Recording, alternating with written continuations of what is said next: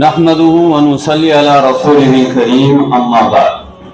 عن معاذ بن جبل رضي الله تعالى عنه أنه قال وقال النبي صلى الله تعالى عليه وسلم قال الله عز وجل وجبت محبتي للمتحابين فيا والمتجالسين فيا والمتزاورين فيا والمتبادلين فيا او کما قال علیہ الصلوۃ والسلام.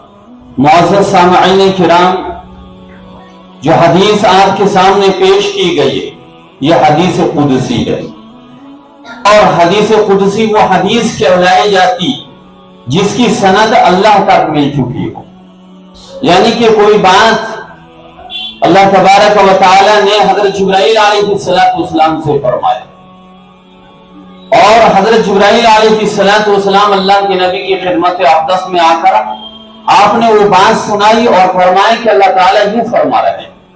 معلوم ہوا کوئی بات اللہ تعالیٰ حضرت جبرائیل علیہ السلام کو بیان کر رہے ہیں، اور حضرت جبرائیل علیہ السلام اللہ کے نبی کے پاس وہ بات لے کر آ رہے ہیں، تو یاد رکھیے کہ وہ چیز حدیث قدسی ہے.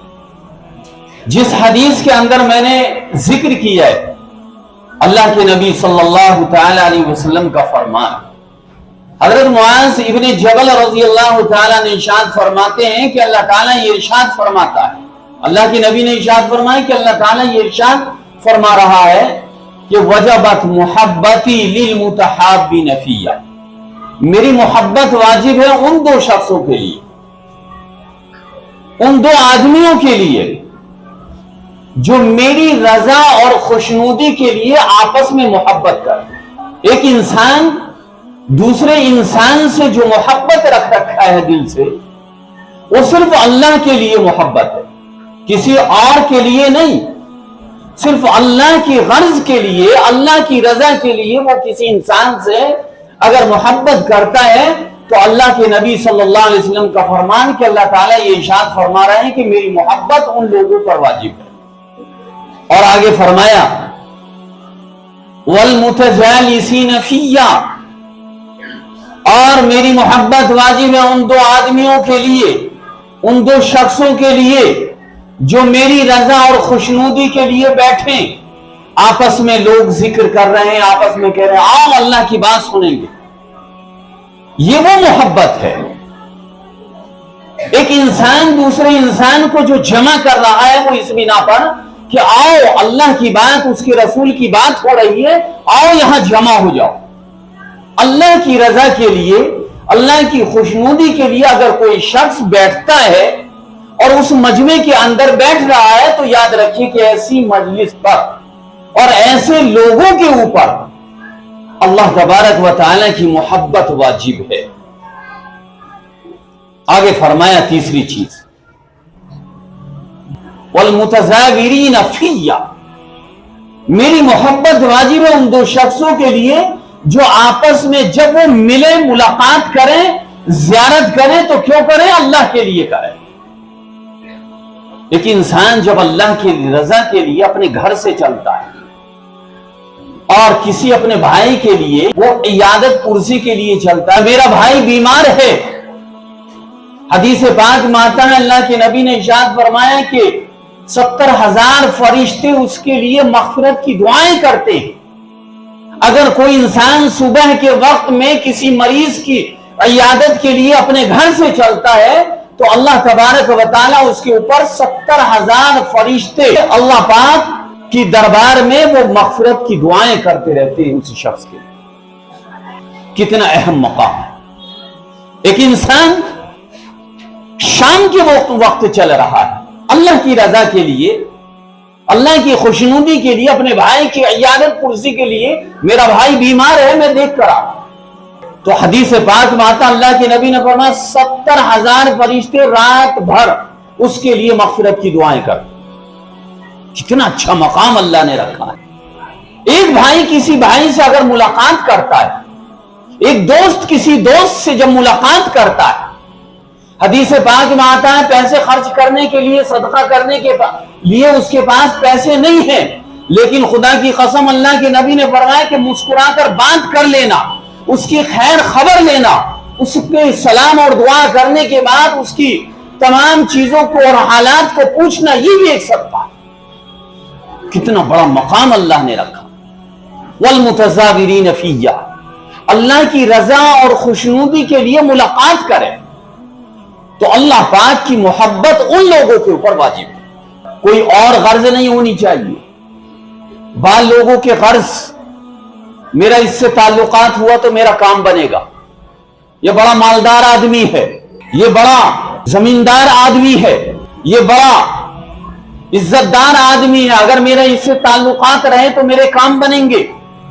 جو نیت ہے یہ فساد نیت، یہ وہ نیت نہیں جس کو حدیث پاک میں اللہ کے نبی نے ارشاد فرمایا والمتجالسین فیہ والمتزاورین فیہ، اللہ کی رضا کے لیے محبت ہو، اللہ کی رضا کے لیے ملاقات ہو، اللہ کی خوشنودی کے لیے بیٹھنا ہو، یہ ساری چیزیں اللہ کی محبت اس کے اوپر واجب کرتی ہے۔ ایک انسان بڑا دیندار انسان ہے، بڑا نیک اور اللہ کا فرما بردار اور متقی اور پرہیزگار ہے، اس شخص کے سے کوئی تعلقات رکھتا ہے صرف اس بنا پر یہ بڑا نیک آدمی، اس سے تعلقات رکھنے میں اللہ کی رضا ہے، اللہ کی خوشنودی ہے۔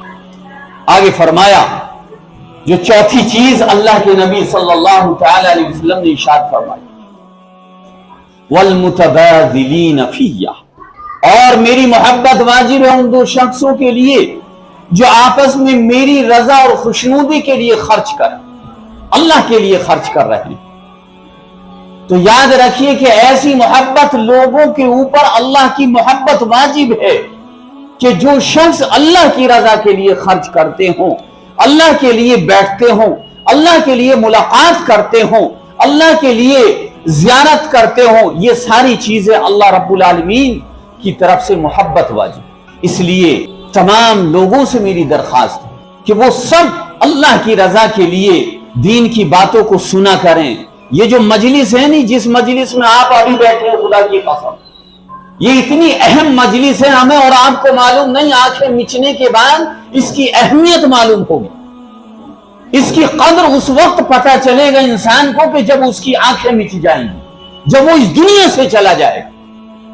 ایک ایک دن، ایک ایک منٹ، ایک ایک سیکنڈ اسے یاد دلائے گی اس بات کو کہ کاش کوئی منٹ، کوئی سیکنڈ، کوئی گھنٹہ ہمارا برباد نہیں جاتا، وہ اللہ کی رضا کے مطابق ہم خرچ نہ کریں۔ اس لیے یہ جو وقت آپ کا ہے، جو دین کی بات آپ سن رہے ہیں، حدیث اور قرآن کی بات سن رہے ہیں، خدا کی قسم یہ وہ مبارک وقت ہے، وہ مبارک ٹائم اور گھڑی ہے جس گھڑی پر اللہ کے نبی نے ارشاد فرمایا جس جگہ اللہ کی بات ہوتی ہے، اللہ کے فرشتوں کا نزول ہوتا ہے، اللہ کی طرف سے سکینہ آتے ہیں اور اللہ رب العالمین ایسی مجلسوں کے اوپر اپنی رحمتیں برساتے ہیں۔ ساتوں آسمان تک فرشتوں کا تانتا لگ جاتا ہے ایسی مجلسوں کے اوپر۔ اس لیے جہاں کہیں بھی دین کی مجلسیں ہوا کرے، جہاں کہیں بھی اللہ کی بات ہے، زندگی کے اندر یہ موقع دوبارہ ملے گا یا نہیں ملے گا، ہمیں ایسی مجلس میں اکٹھا ہونا چاہیے، ہمیں ایسی مجلسوں کے اندر شریک ہو جانا چاہیے۔ اس لیے اللہ کی رضا کے لیے بیٹھنا، اللہ کی رضا کے لیے ملاقات کرنا، اللہ کی رضا کے لیے خرچ کرنا اور اللہ کی رضا کے لیے محبت رکھنا، یہ ساری چیزیں جو ہیں وہ اللہ کی محبت کو واجب کرنے والی چیزیں۔ نمازوں کا اہتمام کریں، کانوں کے اندر اذان کی آواز آئی فوراً آپ نماز کے لیے کھڑے ہو جائیں۔ حضرت علی کرم اللہ وجہ جب اللہ کا بلاوا آ جاتا تھا، اذان ہوتی تھی، اذان کی آواز جب کانوں میں پڑتی تو حضرت علی کرم اللہ وجہ اٹھتے، فوراً وضو کرتے اور وضو کرنے کے بعد آپ کے چہرے پر فق پڑ جاتا، آپ کا چہرہ پیلا پڑ جاتا، اور جب آپ مسجد کے اندر داخل ہوتے تو آپ کے جسم کے اندر کپ کپی طاری ہو جاتی اور کہتے کہ میں اس رب کے سامنے کھڑے ہونے کے لیے آیا ہوں، اس رب کے سامنے عبادت کے لیے آیا ہوں، پتہ نہیں میری عبادت اللہ کے یہاں قبول ہو یا نہیں۔ وہ کرنے کے باوجود بھی روتے تھے، یعنی اتنا کرتے تھے پھر بھی روتے تھے، اور پھر بھی یہ کہتے تھے کہ پتہ نہیں ہماری عبادت قبول ہوئی یا نہیں ہوئی، اللہ نے قبول کی یا نہیں ہوئی، اور ہم نہ کرنے کے باوجود بھی ہم مطمئن بیٹھے ہیں ہم تو سب کچھ کر رہے ہیں اور ہم کچھ نہیں کرتے۔ اس لیے تمام حضرات وہ اس بات کو دل پر لینے کہ ہماری نماز نہ چھوٹنے پائے۔ نماز ایک ایسی چیز ہے، وہ سب سے پہلے نماز کی پوچھ قیامت کے روز، روز محشر کے جاں گداز بود، روز محشر کے جاں گداز بود، اولی پرشش نماز بود۔ قیامت کا دن ہوگا، میدان حشر جان گلتی اور پگھلتی ہوگی، سوا نیزے پر سورج کی تپش، اہل محشر پناہ پناہ کر کے پکار اٹھیں گے۔ پھر 1-2 گھنٹے کی بات نہیں ہوگی، قرآن اٹھائیے، تعرج الملائکۃ والروح الیہ فی یوم کان مقدارہ 50,000 سنہ، 50,000 سال کا ایک دن ہوگا، قیامت کا روز 50,000 سال کا ایک دن کیسے گزرے گا؟ کبھی ہم نے سوچا، کبھی ہم نے یہ دھیان دیا اللہ کے سامنے جب ہم کھڑے ہوں گے کیا منہ دکھائیں گے؟ آج لوگ بہانہ کرتے ہیں اجی ہماری آنکھیں نہیں کھلتی، روزہ رکھنے کے لیے انسان یہ بہانہ کرتا ہے کہ میری صحت پر فرق پڑتا ہے۔ آج صحت پر فرق پڑتا ہے، کل جب آنکھیں مچیں گی، جب انسان قبر کے اندر اتار دیا جائے گا اور اس وقت تنے تنہا ہوگا، نہ ماں ساتھ ہوگی، نہ باپ ساتھ ہوگا، نہ رشتہ دار ساتھ ہوئیں گے، سارے اس کے اعمال اس کے ساتھ جائیں گے، اور جب وہ قبر کے اندر لٹا دیا جائے گا اور 2 فرشتے آئیں گے، بٹھائیں گے اور کہیں گے من ربو کا، تیرا رب کون؟ ما دینو کا، تیرا دین کیا ہے؟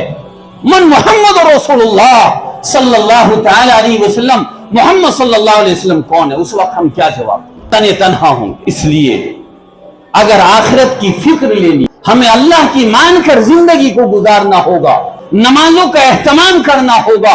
آج کتنے لوگ ایسے ہیں جو نماز کی طرف سے غفلت میں، اللہ تعالیٰ سے خوب گڑ گڑا کر اپنے لیے بھی، اپنے گھر والوں کے لیے، اپنے ماں باپ کے لیے، اپنے ٹیچرز کے لیے، پوری دنیا والوں کے لیے دعائیں کیا کر۔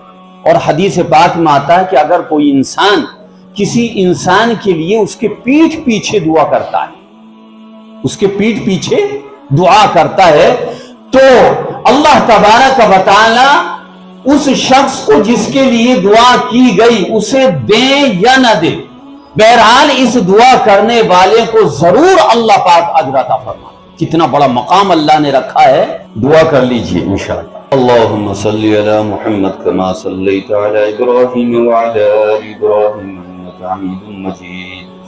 اللهم بارك على محمد وعلى آل محمد كما باركت على إبراهيم وعلى آل إبراهيم إنك حميد مجيد۔ ربنا إننا ظلمنا أنفسنا وإن لم تغفر لنا وترحمنا لنكونن من الخاسرين۔ لا إله إلا أنت سبحانك إني كنت من الظالمين۔ وإلهكم إله واحد لا إله إلا هو الرحمن الرحيم۔ یا اللہ ہم سب کے گناہوں کو اپنے فضل سے معاف فرما۔ گناہ جو ہم نے دن کے اجالے میں، رات کے اندھیری میں جان بوجھ کر یا بھول چوک میں کی ہیں، یا اللہ اپنے فضل سے معاف فرما۔ اے اللہ صحیح راستے پر چلنے کی توفیق ہم سب کو مرحمت فرما۔ اے اللہ اپنی رحمت کاملہ نازل فرما۔ اے اللہ قرآن پر عمل کرنے کی ہم سب کو توفیق عطا فرما۔ اے اللہ دوزخ کے عذاب سے ہماری حفاظت فرما۔ اے اللہ بیماروں کو شفا نصیب فرما۔ مقروضین کے قرضے کی ادائیگی کی غیبی شغل مرحمت فرما۔ اے اللہ جو تنگ دست ہیں ان کی تنگ دستی کو ختم فرما۔ اے اللہ مسجد اقصی کی حفاظت فرما، حرمین شریفین کی حفاظت فرما، ہمارے تمام مساجد کی حفاظت فرما، ہمارے خانقاہوں کی حفاظت فرما، ہمارے مدارس اسلامیہ کی حفاظت فرما۔ اے اللہ دین کے کام کرنے والوں کی حفاظت فرما۔ اے اللہ آپسی رنجش کو امت کے اندر سے ختم فرما، آپس میں ایک دوسرے سے محبت اور پیار عطا فرما، آپسی رنجشوں کو ختم فرما۔ اے اللہ ہمارے ہاتھ پھیلانے کو قبول فرما دے، ہمارے مانگنے کو قبول فرما دے، جو کچھ بھی ہم نے آپ سے مانگا وہ عطا فرما دے۔ اپنے محبوب صلی اللہ تعالی علیہ وسلم کے صدقے میں اور آپ کے طفیل میں ہماری دعاؤں کو قبول اور منظور فرما۔ وصلی اللہ تعالی علی خیر خلقہ محمد وآلہ وصحبہ اجمعین۔ برحمتک یا ارحم الراحمین۔ مولانا مناظر کے بیانات کو سننے کے لیے مولانا مناظر آفیشیل یوٹیوب چینل کو سبسکرائب کیجیے۔